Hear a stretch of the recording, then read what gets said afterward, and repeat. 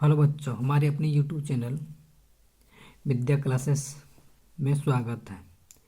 आज के इस चैप्टर में कोऑर्डिनेट ज्योमेट्री यानी कि निर्देशांक ज्यामिति के बारे में पढ़ेंगे।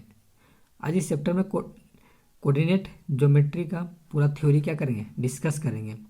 इसी वीडियो में बताएंगे कि क्वाड्रेंट क्या होता है, यानी कि चतुर्थांश क्या होता है, यानी कि दूरी सूत्र क्या होता है। इसके बाद क्षेत्रफल निकालने के लिए क्या है, क्या फार्मूला है, आज क्या ट्रिक है, उसका भी क्या करेंगे हम बताएंगे। और दो बिंदुओं के बीच की मध्य बिंदु कैसे निकालते हैं वो भी बताएंगे। और अंतर विभाजन और बाह्य विभाजन क्या है वो भी बताएंगे। यानी कि वीडियो के अंत तक बने रहिएगा, सारे कॉन्सेप्ट क्या करेंगे हम क्लियर को करेंगे।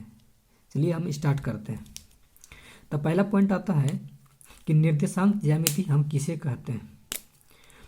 तो कहता है कि निर्देशांक ज्यामिति गणित की वह शाखा का नाम है जिसमें किसी तल के किसी बिंदु को नाम से नहीं बल्कि उसकी स्थिति दो वास्तविक संख्याओं के क्रमिक युग्म जिसके द्वारा हम किसी तल में किसी बिंदु की स्थिति जान पाते हैं, उस बिंदु को निर्देशांक ज्यामिति है। यानी कि हम ये बात बोले कि हम कोई क्या है, एक प्लेन है।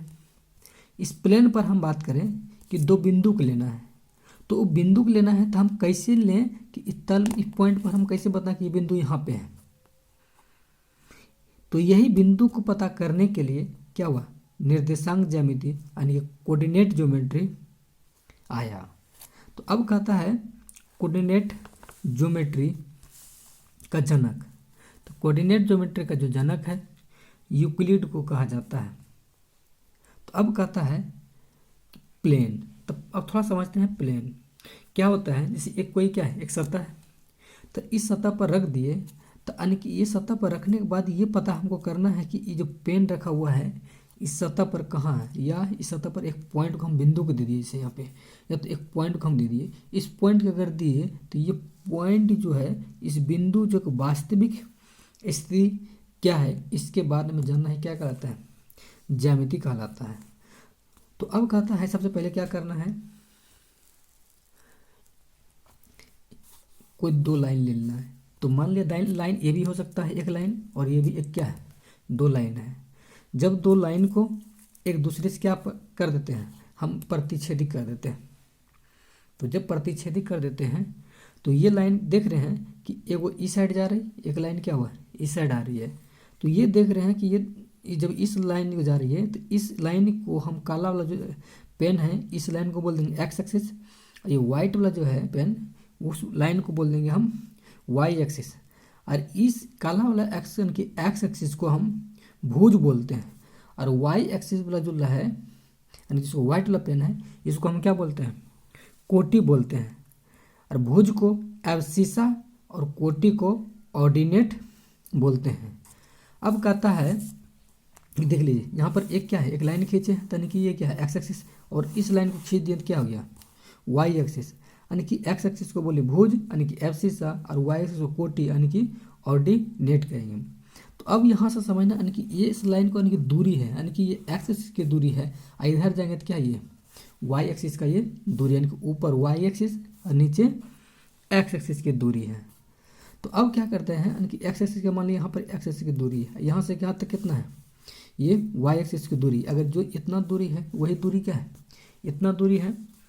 अब कहता है कि निर्देशांक कैसे बन जाता है। तो निर्देशांक बनता है तब जब इधर से यानी कि एक्स एक्सिस का ये पॉइंट यानी कि ये एक्स एक्सिस ये कितना हो जाएगा, ये एक्स हो जाएगा, और ये मान लीजिए वाई था तो ये भी कितना हो गया, ये वाई हो गया। यानी कि एक्स एक्सिस और वाई एक्सिस जहाँ पर मिलती है तो उसी क्या कहते हैं नियामक या निर्देशांक कहा जाता है। जैसे मान लीजिए इधर से गया एक्स, ये वाला वाई वाला लाइन का, और इधर से गया इस लाइन का मतलब एक्स यहाँ पर है, यहाँ दोनों कहाँ यहाँ पे जहाँ पर मिल गया, यहाँ पर मिला तो उसको बोलेंगे हम निर्देशांक यानी कि नियामक कहते हैं। जैसे यहाँ पर आप एग्जाम्पल के माध्यम से आप समझ सकते हैं। जैसे यहाँ पर पी पॉइंट लिए, पी जो है यानी कि यहाँ पर जो पॉइंट बना है पी एक्स को वाई, या पी बराबर इसको पी एक्स वाई भी हम लिख सकते हैं। अब अगला आता है नेक्स्ट पॉइंट कि क्वाड्रेंट यानी कि चतुर्थांश हम किसे कहते हैं। चलिए इसको बहुत ही आराम से समझते हैं। चतुर्थांश किसे कहते हैं, यानी कि ये भी एक प्रकार क्या है, एक सरल रेखा है, और ये भी एक प्रकार क्या है, सरल रेखा है। यानी कि जब दो सरल रेखा एक दूसरे पर लंबवत डिवाइड करती है तो वही क्या था, चार भागों में बांट गया। जैसे ये भी सरल रेखा था, ये भी सरल रेखा था, एक दूसरे से क्या कर दिया हम, लंबवत डिवाइड कर दिए। तो लंबवत जब डिवाइड किए तो इतना कितना भागों में बांट गया, चार भागों में। देखिए एक भाग यहाँ हो गया, एक भाग यहाँ हो गया, एक भाग यहाँ हो गया, एक भाग यहाँ हो गया। तो इसी जो चार भागों में जो बट गया है तो इसी को बोलेंगे हम क्वाड्रेंट बोलेंगे, यानी कि चतुर्थांश बोलेंगे। वही लिखे जब दो परस्पर लंबवत रेखाएं किसी तल को चार भागों में बांटती है तो उन्हें क्या कहते हैं, चतुर्थांश कहते हैं। तो अब बात रहा चतुर्थांश में, यहाँ पे जो पॉइंट है कि यहाँ इस लाइन को जो इस यहाँ पे है, इस लाइन को एक्स एक्सिस बोलेंगे, और ऐसे से जो लाइन है इसको बोलेंगे हम वाई एक्सिस। तो वाई एक्सिस काटेंगे तो यहाँ पर जो यहाँ से स्टार्ट हुआ तो इसको बोलेंगे फर्स्ट क्वाड्रेंट, यानी कि प्रथम चतुर्थांश। और यहाँ के बाद जो ये जो घर बना है यहाँ पर दो बोलेंगे द्वितीय चतुर्थांश, और यहाँ पर जो लाइन जो है इसको बोलेंगे तृतीय चतुर्थांश, यहाँ पर बोलेंगे क्या है, चतुर्थांश। तो अब आता है कि इसको कहाँ पर क्या करते हैं। तो अब देखिए एक्स एक्सिस, अब क्या होता है पॉइंट, यानी कि एक्स एक्सिस की दिशा में जो भी होती है वो तो धनात्मक बनती है, और यहाँ पर इस साइड में जो बनती है यानी कि एक्स एक्सिस की जो बनती है यानी कि वो क्या आती है, वो ऋणात्मक बनती है। बात किया जाए ये ओरिजिन है, जीरो क्या बोले हम, ओरिजिन यानी कि मूल बिंदु वाले, मूल बिंदु से ऊपर की दिशा में जो भी दूरी नापेंगे तो वो क्या होगा, धनात्मक होगा, यानी कि वाई एक्सिस क्या आ जाएगा यहाँ पे, धनात्मक होगा। और यहाँ पर ओरिजिन से फिर क्या आ जाएगा, अगर नीचे अगर आते हैं तो क्या होता है, यानी कि वो ऋणात्मक, यानी कि वाई डैश की दिशा में जो नापेंगे तो वो क्या हो जाएगा, यहाँ पे ऋणात्मक होगा। तो अब बात आता है कि प्रथम चतुर्थांश में क्या होती है। तो प्रथम चतुर्थांश में क्या होती है, दोनों पॉजिटिव होता है। पॉजिटिव कैसे होता है वो चीज़ को हम समझते हैं। जैसे मान लीजिए इधर से क्या है, एक्स एक्सिस है, इधर कितना है, वाई एक्सिस। अगर इधर से भी आगे बढ़ा जाए, अगर इधर से आगे बढ़ेंगे दोनों इस घर में मिल जाएगा। जब इस घर में मिलेगा तो इधर से भी कितना है, एक्स एक्सिस धनात्मक है, और इधर से भी क्या, वाई एक्सिस धनात्मक, दोनों क्या धनात्मक मिल गया। मतलब हो गया कि फर्स्ट चतुर्थांश में क्या होगा, पॉजिटिव होगा। अब देखिए यहाँ पर क्या है, एक्स एक्सिस क्या है, यहाँ ऋणात्मक है, और वाई एक्सिस क्या धनात्मक, यानी कि इधर से गए एक्स एक्सिस, इधर से वाई एक्सिस, मतलब क्या ये ऋणात्मक बोला गया, एक इधर क्या गया धनात्मक बोला गया है। इसका मतलब हो गया यहाँ पर क्या हो गया, ये माइनस और क्या हो जाएगा, प्लस हो जाएगा। यानी इसलिए लिखे हैं यहाँ पर एक्स में माइनस और वाई में क्या है, प्लस में है। अब कहता है ये साइड, अब देखिए यहाँ पर क्या एक्स एक्सिस क्या है, यहाँ ऋणात्मक है, और यहाँ पर वाई एक्सिस क्या है, यहाँ पर ये भी ऋणात्मक है। अगर इधर से आया एक्स एक्सिस, इधर से आया क्या हुआ वाई एक्सिस वाला, तो दोनों क्या यहाँ पर ऋणात्मक है, इसलिए क्या हो गया यहाँ पे ऋणात्मक ऋणात्मक हो गया। तो वहाँ क्वेश्चन आएगा कि तृतीय चतुर्थांश का क्वाड्रेंट क्या होता है। तो तृतीय चतुर्थांश का क्वाड्रेंट क्या होता है, दोनों माइनस हो जाएगा। अब कहता है चतुर्थांश वाला, तो इधर से देखिए यहाँ पर क्या है, ये ऋणात्मक वाला एक्सिस है, और ये क्या धनात्मक एक्सिस है। इधर से आएगा धनात्मक वाला, इधर से आएगा ऋणात्मक वाला, मतलब क्या धनात्मक और क्या आ जाएगा ऋणात्मक हुआ।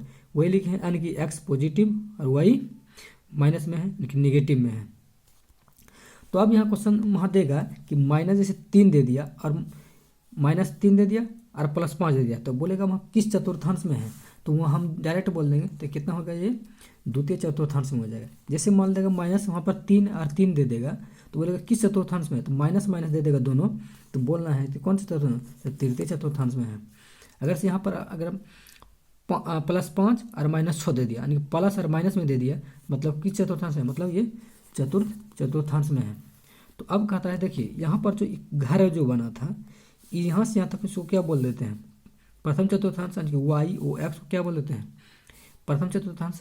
और इसके बाद देखिए वाई ओ यानी कि एक्स डैश, इसको क्या बोलते हैं, द्वितीय, यानी कि X dash O Y dash, ये क्या इसको बोलते हैं, तृतीय चतुर्थांश। और इसको बोलते हैं वाई डैश ओ एक्स को क्या बोलेंगे हम, चतुर्थांश बोलेंगे। अब देखिए यहाँ बिंदु की स्थिति, एक्स का नियामक चिन्ह, वाई नियामक का चिन्ह और एक्स वाई का चिन्ह करना है। यानी कि जब कहता है प्रथम चतुर्थांश किसे कहेंगे, यानी कि एक्स अक्ष नियामक यानी कि जब पॉजिटिव में हो और वाई अक्ष का नियामक जब क्या पॉजिटिव हो, मतलब दोनों क्या पॉजिटिव पॉजिटिव हो तो प्रथम चतुर्थांश बोलेंगे।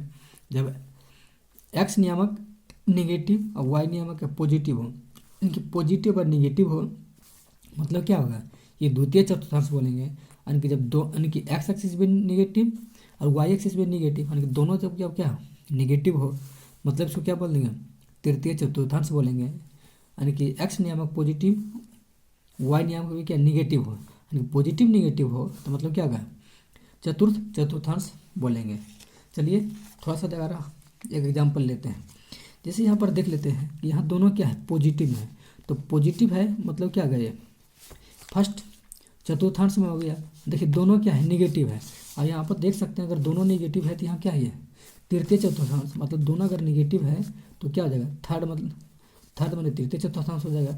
अब देख सकते हैं निगेटिव और पॉजिटिव, निगेटिव और पॉजिटिव मतलब क्या आ गया, ये द्वितीय चतुर्थांश हो गया, ये क्या आ गया द्वितीय चतुर्थांश हो गया। अब जैसे यहाँ क्या है पॉजिटिव निगेटिव, अब देखिए यहाँ पे कितना है पॉजिटिव और निगेटिव, मतलब क्या आ गया ये चतुर्थ फोर्थ क्वाड्रेंट ये हो गया। अब इसका आगे चलते हैं, डिस्टेंस बिटवीन 2 पॉइंट यानी कि दो बिंदुओं के बीच की दूरी, यानी कि जिसको बोलते हैं हम दूरी सूत्र कैसे होता है उसके बारे में क्या करते हैं समझते हैं। सबसे पहले क्या है दो एक्सिस लेना, ये एक्स एक्सिस और ये क्या वाई एक्सिस ले लेते हैं। एक्स एक्सिस लेने के बाद क्या किए हैं, कोई यहाँ पर क्या है लाइनिंग खींच दिए हैं, लाइन खींचने के बाद क्या कर दिए, इसके बाद यहाँ से एक त्रिभुज का आकार का बना लिए हैं, इसके खींचने पर क्या त्रिभुज का आकार बना लिए। तो लिख लेते हैं क्या क्या दिया है इनके। यहाँ का जो पॉइंट है यहाँ से यहाँ तक क्या है, यहाँ पर एक्स है 2 है, और यहाँ से यहाँ तक कितना x1 है, और यहाँ पर अगर यहाँ से यहाँ तक लाइन कितना y1 है, और पूरे यहाँ से यहाँ तक लंबाई कितना y2 है। अगर यहाँ से पूरे लंबाई y2 है तो यहाँ छोटका कितना हो जाएगा y2 माइनस y1, क्योंकि यहाँ तक ही यहाँ से यहाँ तक कितना y1, तो ये भी कितना हो जाएगा y1, अब पूरे कितना तो y2, यहाँ कितना y2 माइनस y1 हो जाएगा। तो अब देख लीजिए यहाँ से यहाँ तक लंबाई कितना है, यहाँ से यहाँ तक लंबाई कितना x2 है, और इतना लंबाई कितना x1 है, तो ये भी लंबाई कितना हो जाएगा यानी कि x2 माइनस x1, यानी कि यहाँ से यहाँ तक लंबाई और यहाँ से यहाँ तक जो लंबाई है कितना हो जाएगा x2 माइनस x1 हो जाएगा। अब कहता है इसमें प्रूफ इसका कैसे हम करेंगे उसको चलिए हम देख लेते हैं। माना कि p x1 y1 तथा q x2 y2 दो बिंदुएं हैं, p और q से pl और qm x अक्ष पर लंब डाला तथा पी क्यू को मिला दिया और पी से पी आर को क्यू एम पर लंब डाला। क्या बोले वही सब लिखे हैं। कहता है पी आर, तो ये कहाँ है पी आर यहाँ पे है, तो ये पी आर किस पर लंब डाला यहाँ पर देख ले क्यू एम के ऊपर क्या है यहाँ पे लंब डाला हुआ है। तो सब सारा पॉइंट को हम क्या करते हैं एक बार लिख लेते हैं। ओ एल, तो ओ एल कहाँ पे देख लीजिए यहाँ से यहाँ तक लंबाई यहाँ कितना है x1, फिर कहता है ओ एम, तो ओ एम का लंबाई कितना x2, तो यहाँ लिख दिया x2। पी एल देख लीजिए p और l, पी एल का लंबाई कितना है y1, तो यहाँ y1 लिख दिए। क्यू एम, तो क्यू एम का लंबाई कितना y2, तो यहाँ क्या लिख दिए y2 लिख दिए। लेकिन हमको चाहिए थोड़ा सा दूरी किसको हम चाहिए पी आर को, अगर बात किया जाए हम पी आर को अगर दूरी बात किया जाए तो यहाँ से ओ एम की दूरी कितना है x2 है, और ओ एल की दूरी कितना है x2। अगर पूरे दूरी में अगर बात किया जाए इतना का घटा नहीं कितना दूरी निकल जाएगा मेरा, तो वही काम किया यहाँ पे पी आर निकालना कौन सी पी आर इतना दूरी मतलब एल एम दूरी निकालना, तो यहाँ हो जाएगा पूरे की दूरी O M minus O L. O M का वैल्यू कितना है यहाँ पे x2 अब माइनस ओ एल का वैल्यू कितना है x1 है, तो यानी कि x2 माइनस x1 हो जाएगा।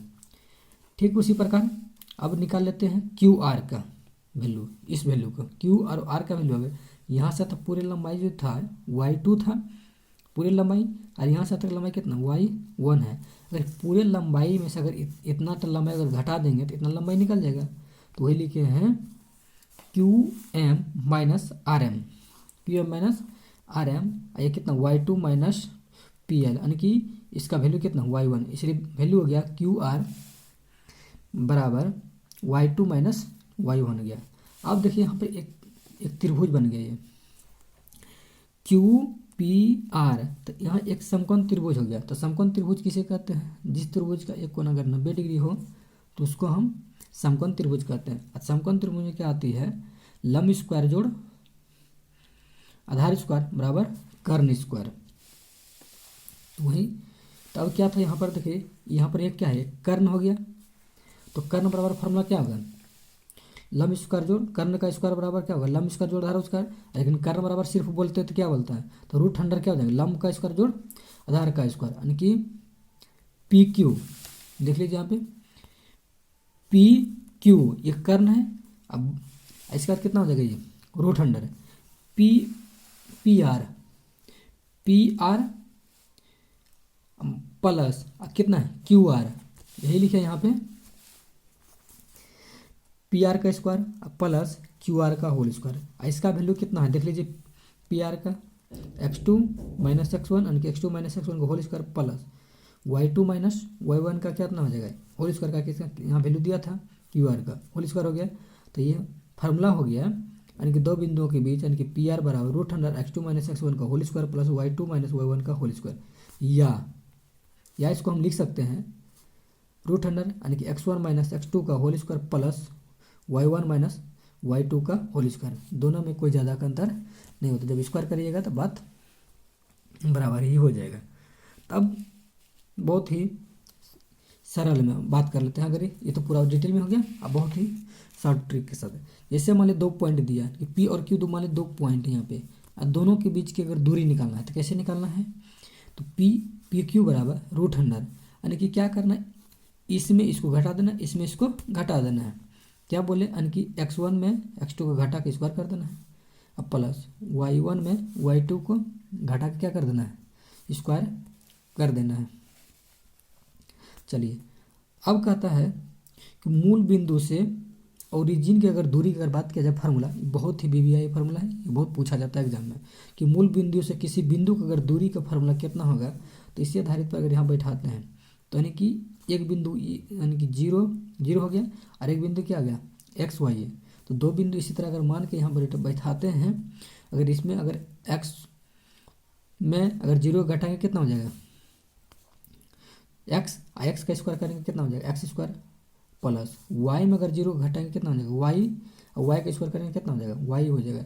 तो वहाँ फार्मूला हो गया मूल बिंदु से अगर किसी बिंदु की अगर दूरी को ज्ञात करना है तो root under X square plus Y square क्या हो जाएगा? ये फार्मूला हो जाएगा। तो अब कहता है कि बहुत ही और ज़बरदस्त है कि संरेख। तो संरेख दिखाने के लिए क्या करना है? यानी 3 पॉइंट को सी लेना है। तो एक बी सी क्या है? कोई 3 पॉइंट है। तीनों को संरेख दिखाने के लिए ए बी पहले ही निकालना पड़ेगा, बी सी निकालना पड़ेगा, सी क्या करना? ज्ञात कर लेंगे। इसके बाद दिखाएंगे जो सबसे बड़ा जो निकलेगा तो उसको क्या करना है? दोनों छोटा वाला को जोड़ के क्या करना है? बराबर करना है। हम क्या बोले कि दोनों छोटा छोटा जो भी निकलेगा उसको जोड़ देना है।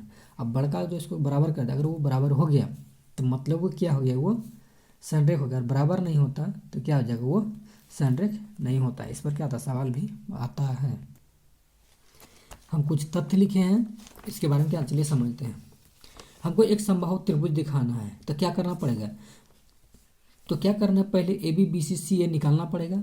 निकालने के बाद अगर तीनों भुजा आपस में बराबर हो गई तो वो क्या आ जाएगा? समबाहु त्रिभुज हो जाएगा। वही लिखे हैं एक त्रिभुज समबाहु होगा यदि केवल इसकी सभी भुजाएं क्या है? बराबर हो जाए। अगर तीनों भुजा जिसको बराबर होती है तो उसको बोलते हैं हम समबाहु त्रिभुज। अब कहता है समद्विबाहु त्रिभुज, यानी कि एक त्रिभुज समद्विबाहु त्रिभुज होगा यदि केवल 2 इसकी भुजाएं क्या हो? समान हो। अगर 2 त्रिभुज अगर समबाहु बराबर होती है तो उसे क्या बोलेंगे? समद्विबाहु त्रिभुज। अगर यहाँ पर क्या करना है? 2 भुजा को बराबर करना है तो वो क्या हो जाएगा? समद्विबाहु त्रिभुज हो जाएगा। तो अगला कहता है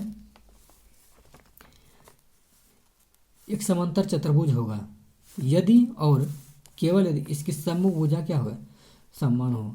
सम्मुख मतलब हो गया सामने की भुजा। अगर चतुर्भुज पहले क्या होगा? 4 भुजाओं से घिरा के तो क्या बोलेंगे? चतुर्भुज बोलेंगे।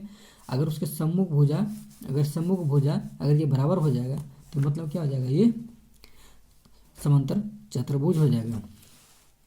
अब कहता है एक चतुर्भुज के आयत होगा, यानी कि आयत दिखाना होना है तब क्या करना पड़ेगा।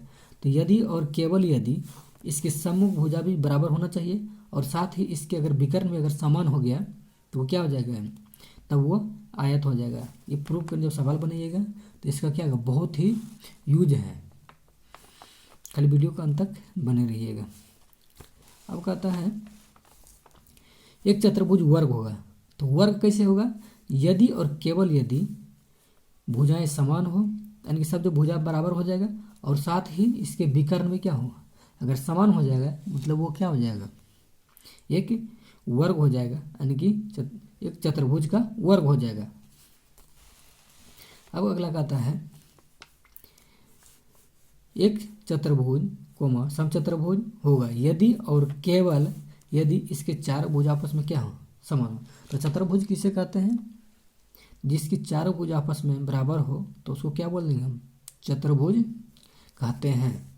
अब कहता है एक आयत समांतर चतुर्भुज है जिसके विकर्ण क्या समान होता है, यानी कि आयत समांतर चतुर्भुज है तो उसको विकर्ण क्या हो जाएगा, समान होता है, क्योंकि हम जानते हैं तो आयत के विकर्ण क्या होते हैं, ये समान होते हैं। अब कहता है एक वर्ग होगा, यानी कि समांतर एक वर्ग होगा कब, समांतर चतुर्भुज है जिसके विकर्ण क्या होगा, समान, यानी कि सिंपल सी बात बोले, आयत बोले चाहे वर्ग बोले, दोनों का विकर्ण क्या होता है, तो समान होता है। एक समचतुर्भुज कोमा समांतर चतुर्भुज है जिसकी आसन भुजा क्या समान हो तो उसे क्या बोलेंगे, एक समचतुर्भुज या समांतर चतुर्भुज बोलेंगे। अब आता है बहुत ही जबरदस्त पॉइंट, दो बिंदुओं के बीच की क्या निकालना है, मध्य बिंदु निकालना है। यदि P बिंदु x1 y1 और x2 y2 को मिलाने वाले रेखाखंडों का मध्य बिंदु है तो P रेखाखंड AB को 1:1 में विभाजित करता है। तो सिंपल से बात करना क्या है, दो पॉइंट को ले लेना है, A और B क्या दो पॉइंट को हम ले लिए। अब ये पॉइंट को कहता है मध्य बिंदु को P रेखाखंड को 1:1 में क्या करता है, हम ये विभाजित करते हैं, यानी कि बराबर बराबर अगर भाग में करता है तो ये तो इस बिंदु का जो निर्देशांक माने हैं, यानी कि P बराबर x, y, तो इसका क्या होगा। तो सबसे पहला बात क्या करना है, P का निर्देशांक जो कब कैसे निकलेगा, तो यानी कि x यहाँ पर कितना x1 y1 है, x2 y2 है, तो करना कौन चीज़ है, यानी कि x1 प्लस x2 करके 2 से भागा, y1 प्लस y2 करके 2 से भागा। जैसे आप यहाँ पर लिखे हैं कि x बराबर यानी कि x1 प्लस x2 बटे 2 कोमा y बराबर y1 प्लस y2 बटे ये क्या है 2 है।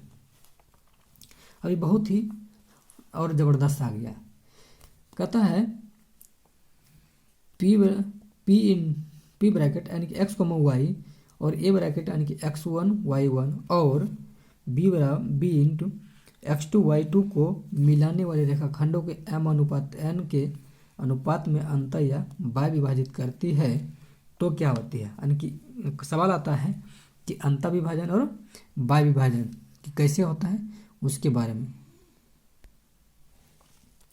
कहता अंतर विभाजन यानी कि इंटरनल डिवीजन यानी कि अंतर विभाजन।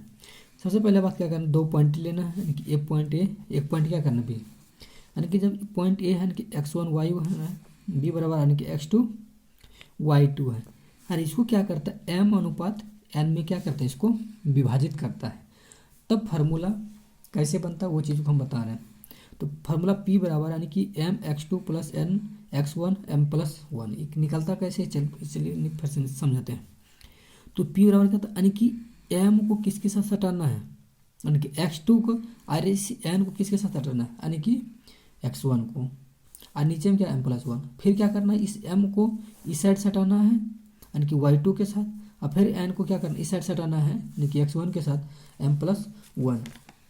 अगर याद नहीं हुआ फार्मूला तो करना कौन सी है, तो कुछ नहीं करना है, m दोनों साइड ऊपर में भी m नीचे भी क्या करना है m लिख देना है, यानी कि सिंपल सी बात क्या करना है यहाँ पे सटा देना है, यानी कि x2 x1। फिर जैसे यहाँ पर m प्लस n लिखे नीचे भी क्या करना है आपको m प्लस n लिख देना है, और यहाँ से x1 सटा है तो यहाँ y2 और यहाँ क्या करना y1। देखिए सभी फार्मूला है, क्या करना है जोड़ के खाली क्या करना है इसको सटा देना है। ये था अंतःविभाजन। अब आता है बाह्य विभाजन, यानी कि बाहर से अगर विभाजित करेगा कुछ नहीं होगा तो बस यहाँ पर प्लस था, यहाँ पर क्या कर देना है आपको माइनस कर देना। यहाँ पर प्लस था तो यहाँ भी क्या कर देना माइनस कर देना, वही बात सेम ही है। यानी कि P equal to m x two minus n x one बटे m minus one m minus n, m y two minus n y one बटे एम माइनस एन करता है। अब आता है त्रिभुज का केंद्रक निकालने का। तो त्रिभुज का केंद्रक कैसे निकालना है? सबसे पहले एक त्रिभुज बना लेना आपको। ए बी सी, ये क्या है, ये कोई क्या है, त्रिभुज है। तो त्रिभुज ए का यानी कि x1 y1 है, यानी कि x2 y2 है, कि x3 क्या है y3 है। तो अब इसको निकलता कैसे है? तो हम जैसे ऊपर में बताए थे, यानी कि x ले लेना है तो करना कौन चीज़ है, यानी कि पहला बात कितना है, यानी कि 3 पॉइंट है, तीनों को जोड़ लेना, यानी कि x1 x2 x3, यानी कि यही लिखे x1 x2 x3, कितना पॉइंट है 1 2 3 पॉइंट है, 3 से भाग कर देना। फिर इसको y ले लेना, y1 y2 y3, y1 y2 कितना है 3 है, 3 से क्या कर देना, क्या करना है इसको 3 से भागा कर देना। तो ये त्रिभुज का केंद्रक निकल जाएगा। अगर 3 पॉइंट यहाँ दिया, कुछ यहाँ पॉइंट दिया, यहाँ पे कुछ पॉइंट दिया, 3 पॉइंट, सबसे पहला क्या करना है कि x बला को जहाँ जहाँ जाए उसको क्या करना जोड़ के, 3 पॉइंट है 1 2 3 पॉइंट है, तीनों 3 से भाग कर देना। और फिर क्या करना y वाला लेना है, तो y वाला जितना होगा जोड़ के क्या करना है 3 से भाग करना का है, क्योंकि यहाँ पे 3 पॉइंट है y वाला। अब आता है कि त्रिभुज का क्षेत्रफल निकालने का सूत्र। कहता है पहला x1 y1 x2 y2 और x3 y3 शीर्षक वाले त्रिभुज का क्षेत्रफल ज्ञात करना, कि ये बराबर। तो पहले क्या करना है, वो त्रिभुज एक बना लेना। तो त्रिभुज कैसे बनना चलिए देख लेते हैं। ए बी सी को क्या है त्रिभुज, यानी कि ए का पॉइंट यानी कि x1 y1 x2 y2 यानी x3 और क्या है y3 है।